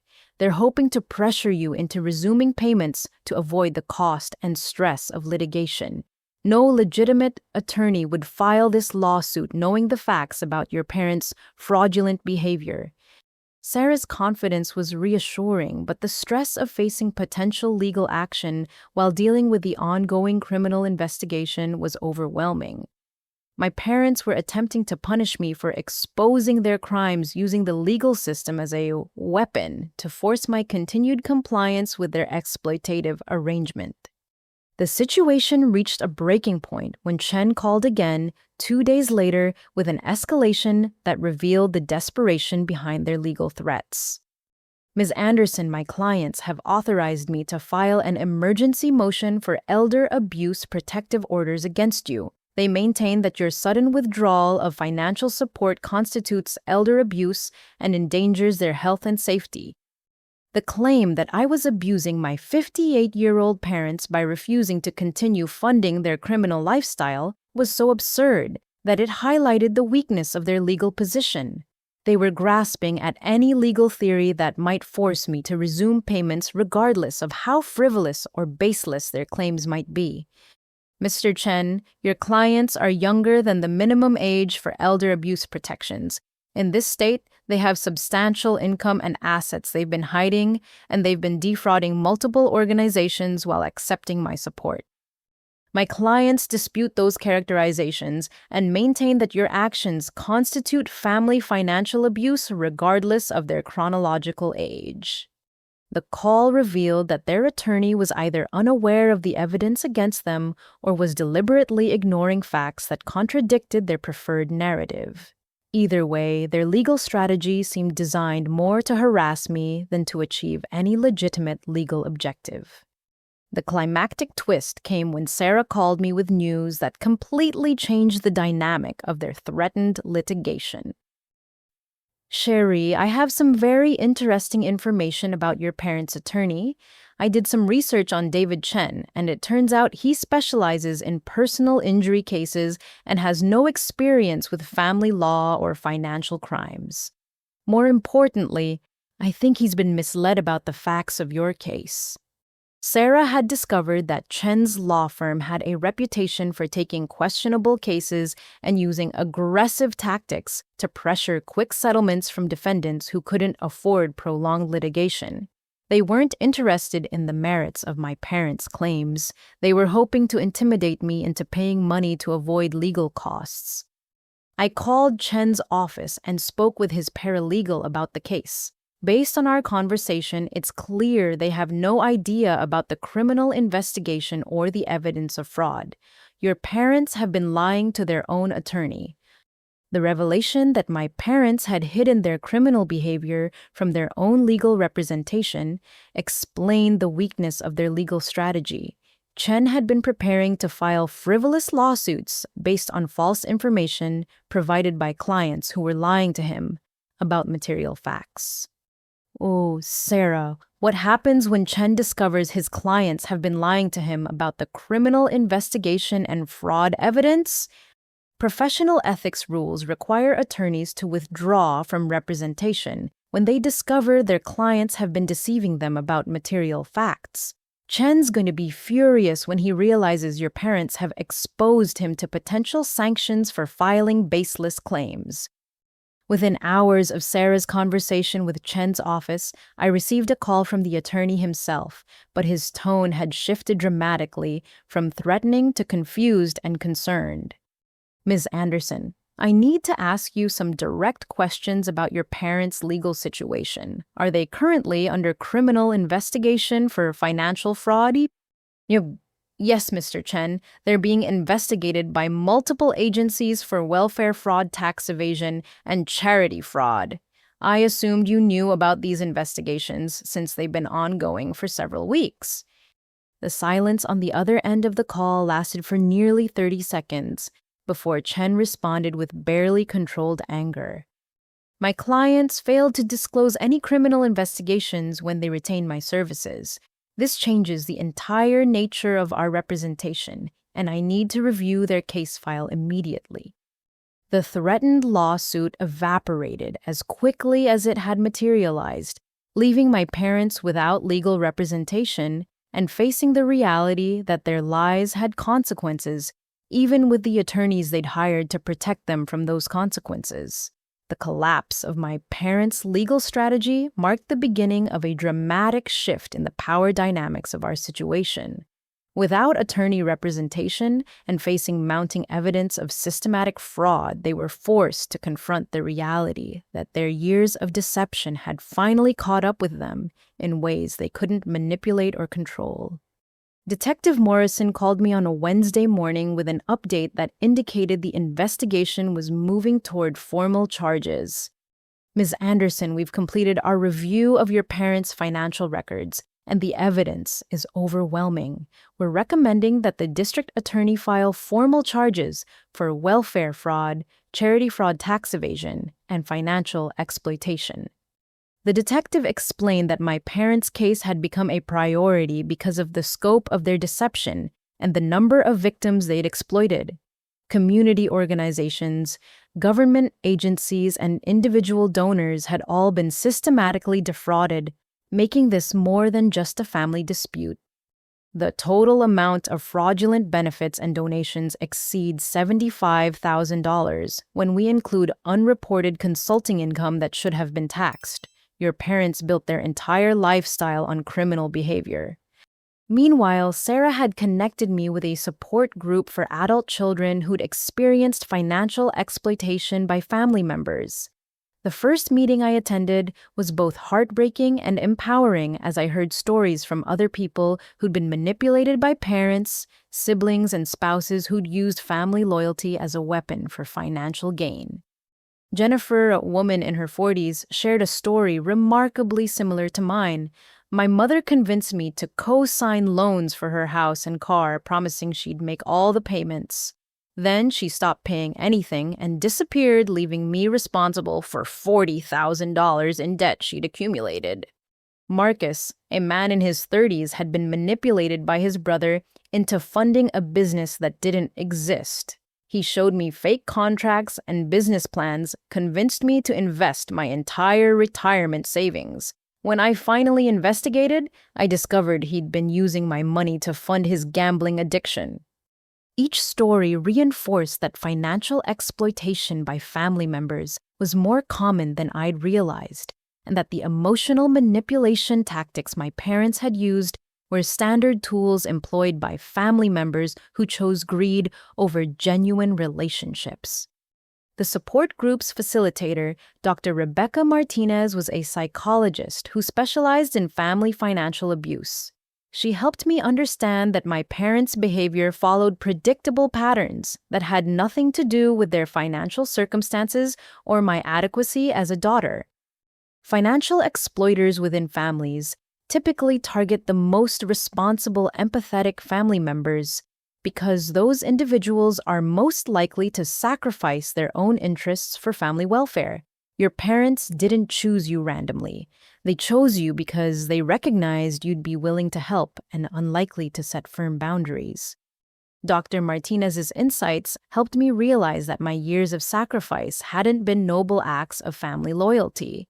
They'd been the result of calculated manipulation designed to exploit my natural generosity and sense of family obligation.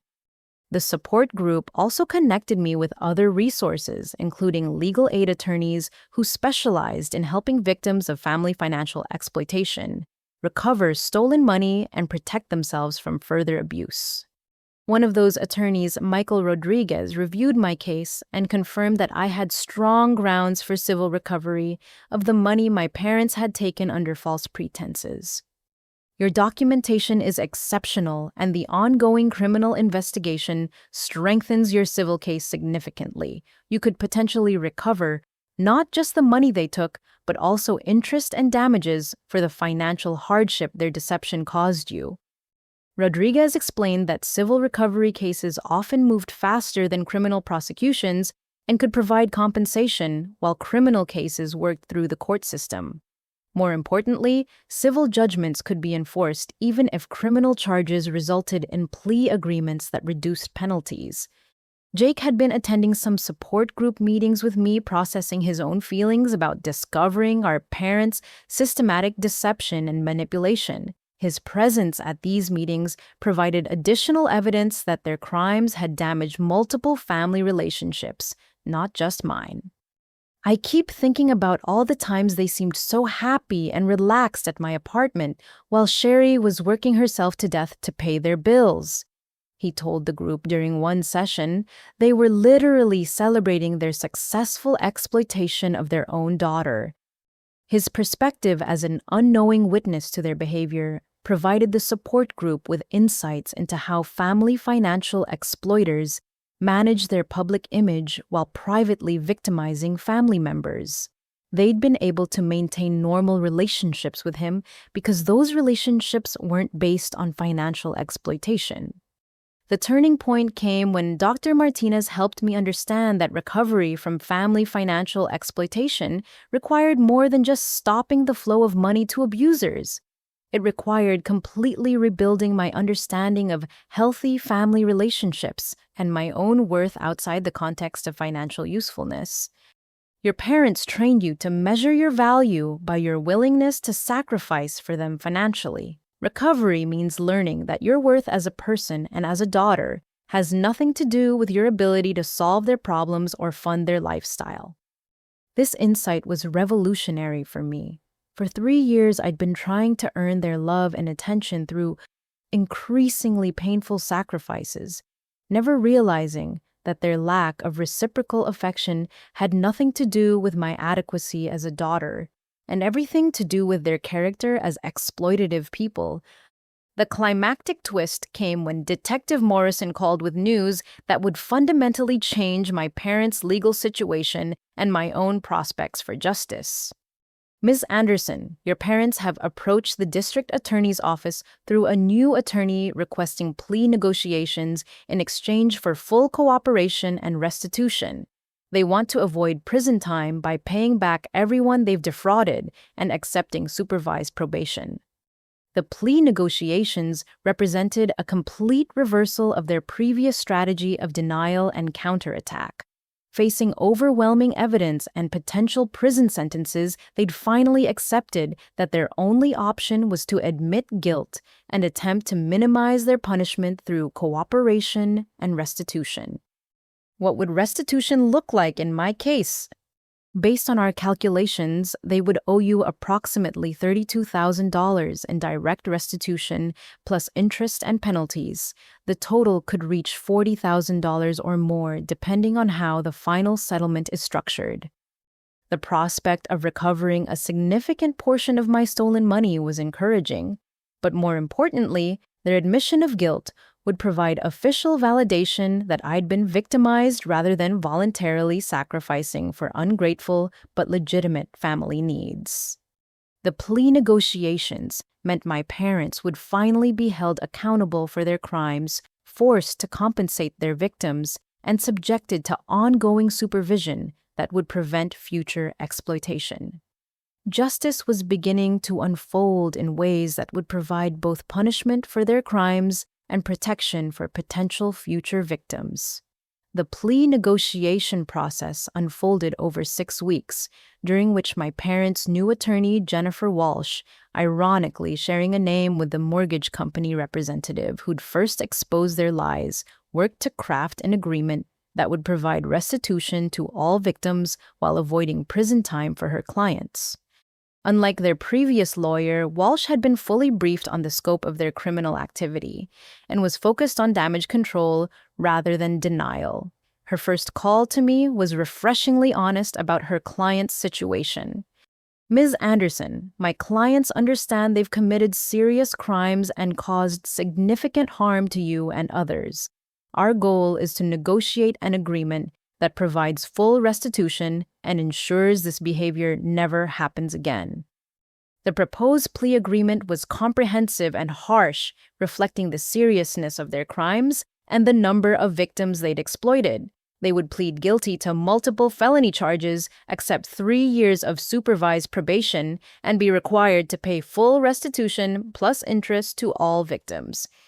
The total restitution amount exceeds $90,000 when we include all the fraudulent benefits, charity donations, and family support they received under false pretenses, Walsh explained. Your parents will be required to liquidate assets and establish payment plans to satisfy these obligations. The restitution calculations for my case were detailed and fair. Beyond the direct mortgage payments I'd made, the agreement included compensation for the opportunity costs I'd suffered by working extra hours instead of pursuing education or career advancement, plus interest on all amounts from the dates they'd been transferred. Your individual restitution award totals $38,500 payable in monthly installments over 4 years, unless they choose to liquidate assets for faster payment. Walsh continued, they're also required to provide written apologies, acknowledging the harm they've caused and accepting full responsibility for their actions. The criminal justice process moved surprisingly quickly once my parents accepted responsibility and agreed to cooperate fully with investigations of their fraudulent activities. The formal plea hearing was scheduled for a Tuesday morning, and Jake accompanied me to witness our parents' official admission of guilt.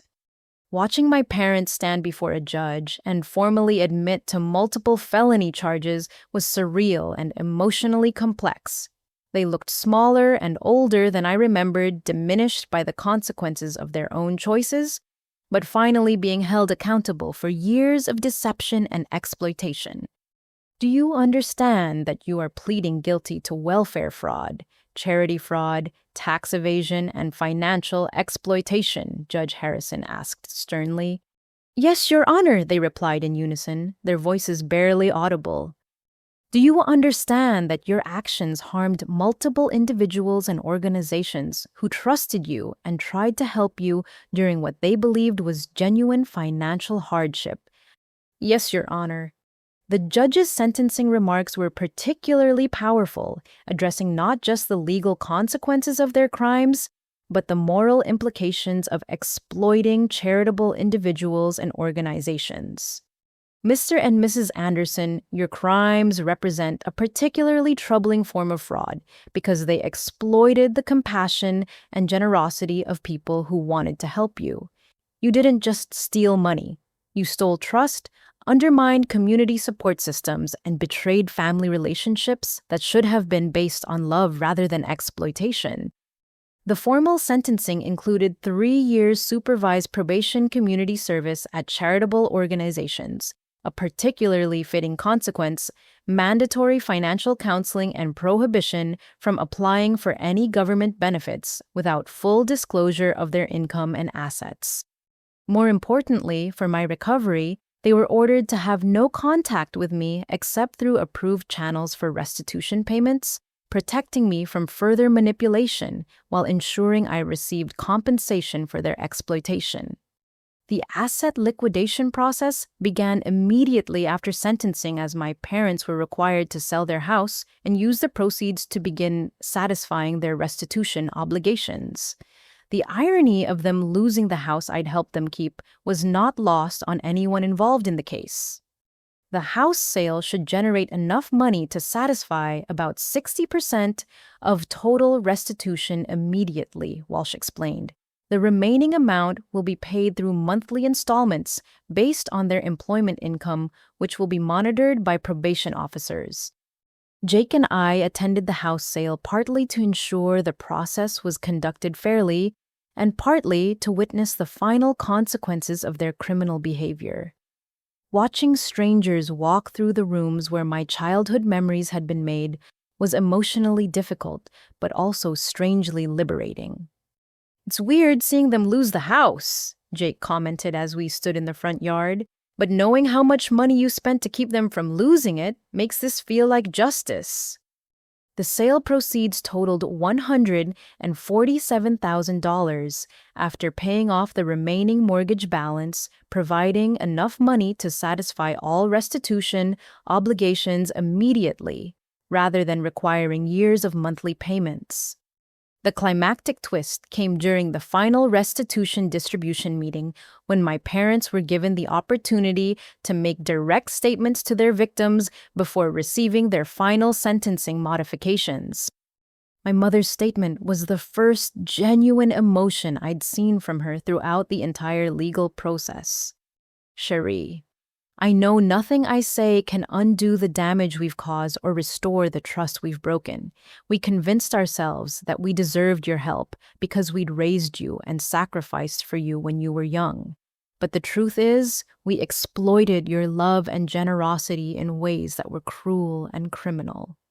My father's statement was more direct and perhaps more honest about their motivations. We got comfortable taking your money and started to feel entitled to it. When we began earning income again, we should have told you immediately and resumed paying our own expenses. Instead, we saw an opportunity to build wealth at your expense and we took it. We treated you like a bank account instead of like our daughter. Their statements provided the acknowledgement and validation I'd been seeking for years. They finally admitted that their behavior had been deliberate exploitation rather than desperate survival, and that my suffering had been the direct result of their greed rather than their genuine need. The restitution check I received totaled $41,300, including interest and penalties representing nearly complete recovery of the money they'd stolen through deception and manipulation. More valuable than the money was the official recognition that I'd been victimized rather than voluntarily sacrificing for ungrateful family members.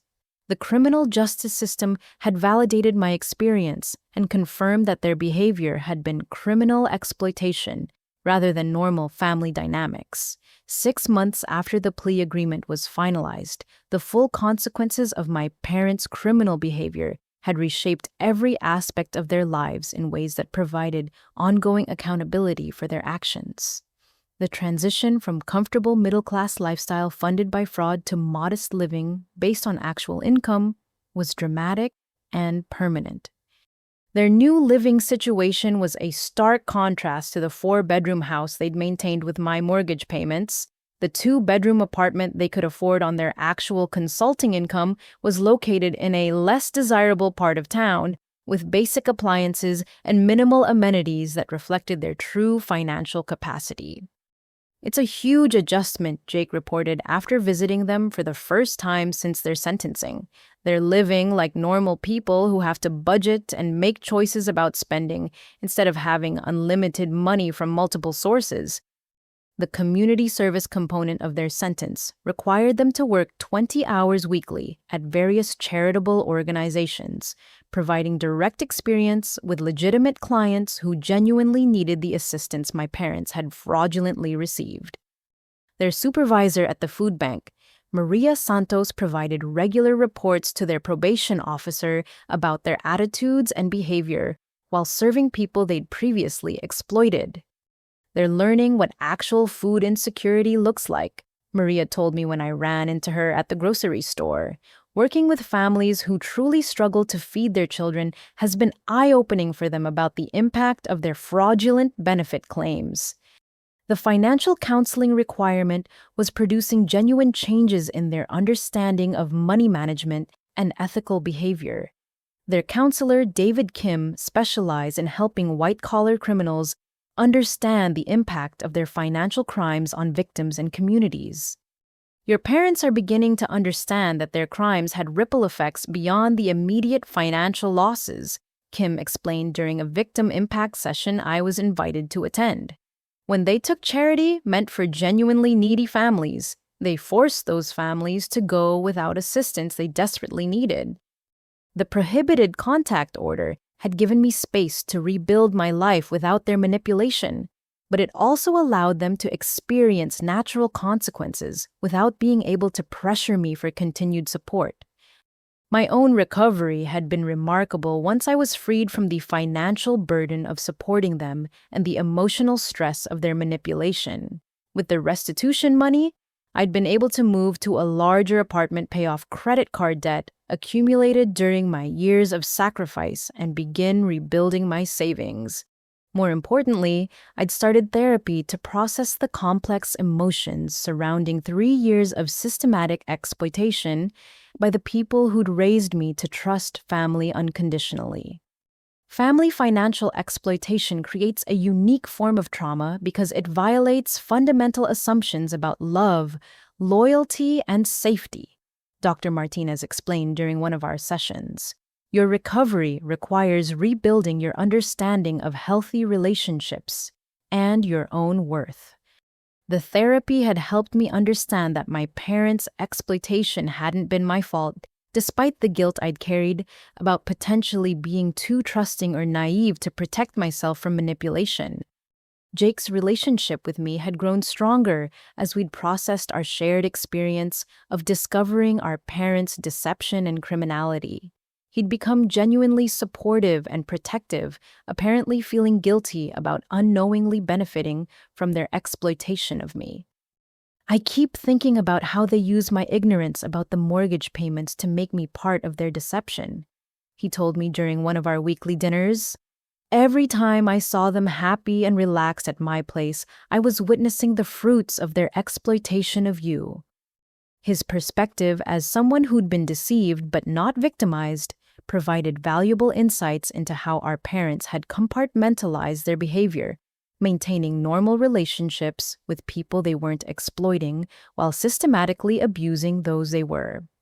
The extended family relationships had been permanently altered by the revelation of systematic deception and criminal behavior.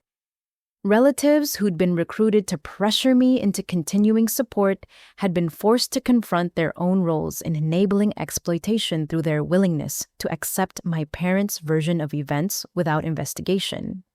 Aunt Linda called me on a Thursday evening with an apology that had taken months for her to work up the courage to deliver. "Oh, Cherie, I owe you a massive apology for the things I said when your parents convinced me you were being unreasonable.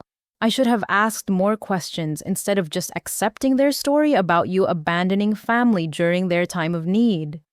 Uncle Tom's apology was more direct and included acknowledgement of how his intervention attempt had added to my stress during an already difficult situation. "I called you horrible names and threatened to force you to resume payments without knowing anything about what they'd actually done to you. I'm ashamed of myself for not investigating before getting involved." The community response had also evolved as people learned the full scope of my parents' deception and my role as a victim, rather than a participant in family drama. Mrs. Henderson had become one of my strongest supporters, frequently checking on my well-being and expressing admiration for my courage in exposing criminal behavior despite the personal cost. "You saved other families from being exploited by stopping their scam," she told me during one of our front yard conversations. "It took real strength to choose justice over family loyalty when those two things were in conflict." The climactic twist of this recovery period came when my parents' probation officer, Sandra Williams, called me with an unexpected update about their progress and attitude during their first 6 months of supervision. "Ms. Anderson, I wanted to let you know that your parents have completed their first phase of court-mandated counseling, and their therapist believes they're making genuine progress in understanding the impact of their behavior." Officer Williams explained that my parents had initially approached their counseling requirements with resentment and victim mentality, but had gradually begun to accept responsibility for their choices and their consequences. "They've asked permission to write you a letter of apology that goes beyond what was required by the court. Their therapist believes this represents genuine remorse rather than manipulation, but the decision about whether to receive or respond to such a letter is entirely yours." The prospect of genuine communication from my parents was both hopeful and terrifying. I'd become comfortable with the protective distance created by the no-contact order, but I also recognized that some form of eventual reconciliation might be possible if their remorse was authentic. After discussing the situation with Dr. Martinez and Jake, I decided to read their letter when it was ready, but with clear boundaries about what form any future relationship might take. The accountability phase had demonstrated that consequences could produce genuine change in people who'd previously seemed incapable of accepting responsibility for their actions. My parents were learning to live within their means, serve others instead of exploiting them, and face the reality of their impact on the people who trusted them. Whether this accountability would lead to eventual reconciliation remained to be seen, but it had already provided something I'd never expected to receive: proof that justice was possible even when victims were related to their exploiters. 1 year after that devastating birthday dinner that had exposed my parents' true priorities, I stood in the kitchen of my new 2-bedroom apartment, preparing dinner for Jake and his girlfriend Madison, while reflecting on how completely my life had transformed through the process of refusing to continue being exploited. The restitution money had provided more than financial recovery. It had given me the resources to invest in my own future rather than constantly sacrificing for people who'd never intended to reciprocate my generosity. I'd enrolled in evening classes to complete my MBA, something I'd postponed for years because I couldn't afford tuition while funding my parents' mortgage. My career had flourished once I was freed from the constant stress of working overtime to cover their expenses. The energy and focus I'd previously devoted to enabling their comfortable lifestyle was redirected toward professional development, resulting in a promotion and a 20% salary increase within 6 months. It's amazing how much you've accomplished once you stopped giving all your money to mom and dad, Jake observed while setting the table. You're like a completely different person now that you're not constantly stressed about making their payments. Madison, who'd learned our family history, gradually often expressed disbelief at the scope of my parents' exploitation and the community's willingness to support it through ignorance of the true facts. I can't imagine having parents who would exploit their own child's generosity like that, she said while helping prepare salad. It takes a special kind of selfishness to watch your daughter sacrifice everything while you secretly live comfortably. The letter from my parents had arrived 2 weeks earlier, delivered through their probation officer as required by the court order. Reading it had been emotionally complex, but ultimately validating in ways I hadn't expected. Their words seemed genuine rather than manipulative, acknowledging specific harm they'd caused and accepting full responsibility for their criminal behavior without making excuses or seeking sympathy. C. Cherie. The letter began, "We understand that nothing we write can undo the damage we've caused or restore the trust we've broken through years of lies and exploitation. We're writing this letter because our counselor believes we're finally ready to take complete responsibility for our actions without expecting anything from you in return." The letter continued with detailed acknowledgments of their deception, the financial hardship they'd caused me, and the emotional manipulation they'd used to maintain their profitable scheme. "We convinced ourselves that we deserved your help because we'd raised you, but the truth is that we exploited your love and generosity in ways that were cruel and criminal. We turned you into our victim while pretending to be victims ourselves." Most importantly, they acknowledged the impact their crimes had on my ability to trust family relationships and build healthy connections with other people. "We know our behavior has made it difficult for you to trust family relationships, and we accept complete responsibility for that damage. You have every right to exclude us from your life permanently, and we want you to know that we understand and respect that choice if it's what's best for your healing." The letter concluded with information about their progress in counseling and community service, but without any requests for contact or forgiveness that would pressure me to respond before I was ready. "We're learning to live honestly and to value relationships based on mutual respect rather than what we can take from other people. We hope that someday, if you're willing, we might have the chance to demonstrate that we've become different people who could deserve your trust again." Dr. Martinez had helped me process the letter and my complicated feelings about the possibility of eventual reconciliation with parents who genuinely changed their behavior and attitudes. Recovery from family financial exploitation doesn't require cutting off all contact forever, she'd explained, but it does require that any future relationship be built on completely different terms with clear boundaries and evidence of sustained change.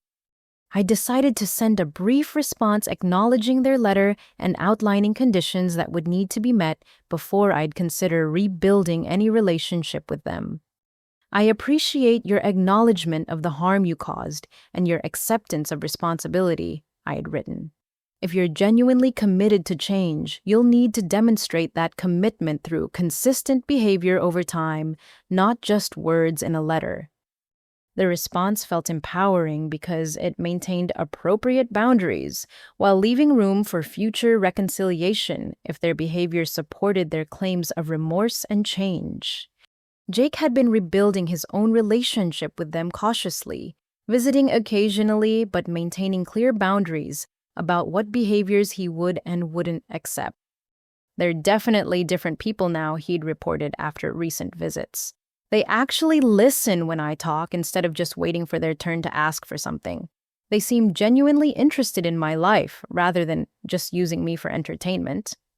The broader community had also begun healing from the damage my parents' crimes had caused to trust and charitable relationships. The investigation had led to improved verification procedures at local charitable organizations, protecting future donors from similar exploitation. Reverend Williams had implemented new financial disclosure requirements at the church, ensuring that people requesting assistance provided complete information about their income and assets before receiving help.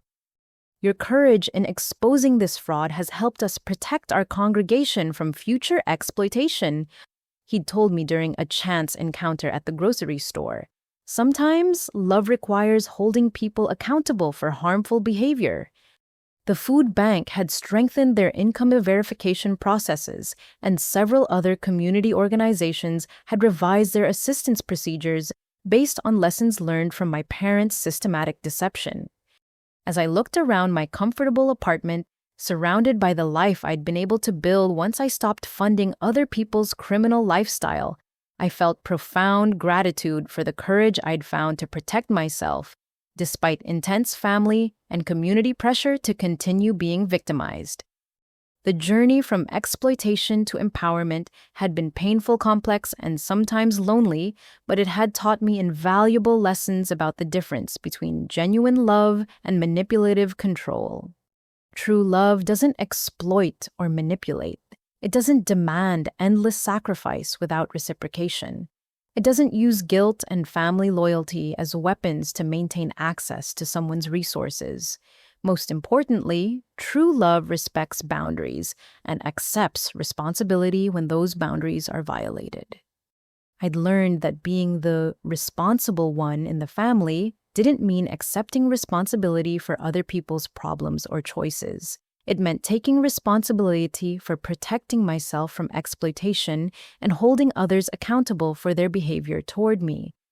Sometimes the greatest act of love is refusing to enable destructive behavior, even when that refusal comes with significant personal cost and social pressure. My decision to stop funding my parents' criminal lifestyle had been the most difficult choice I'd ever made, but it had created space for genuine healing and accountability that wouldn't have been possible if I'd continued enabling their exploitation.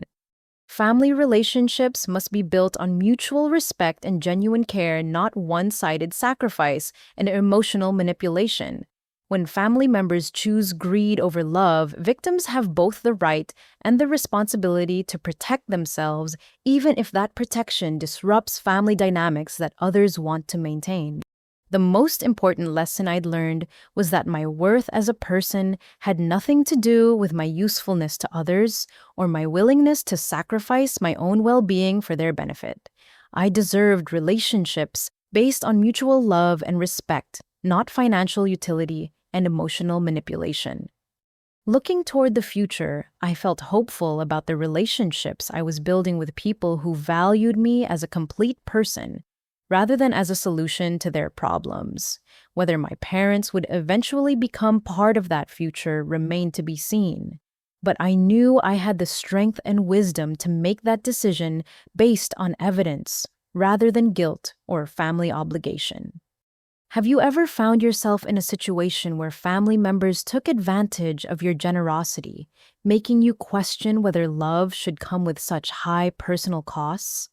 How do you think you'd handle discovering that people you trusted were systematically deceiving you while benefiting from your sacrifices? I'd love to hear your thoughts in the comments below. Thank you so much for listening to my story. I hope sharing my experience helps someone else recognize when family support has become family exploitation and gives them the courage to protect themselves even when it feels like betraying family loyalty. Remember that true family relationships should lift you up, not tear you down financially and emotionally. Please like this video if my story resonated with you, subscribe for more real-life stories of overcoming family betrayal and finding empowerment, and share this with anyone who might need to hear that they deserve better from the people who claim to love them. Take care of yourselves and remember that choosing self-protection over self-sacrifice isn't selfish. It's essential for building the healthy relationships you truly deserve.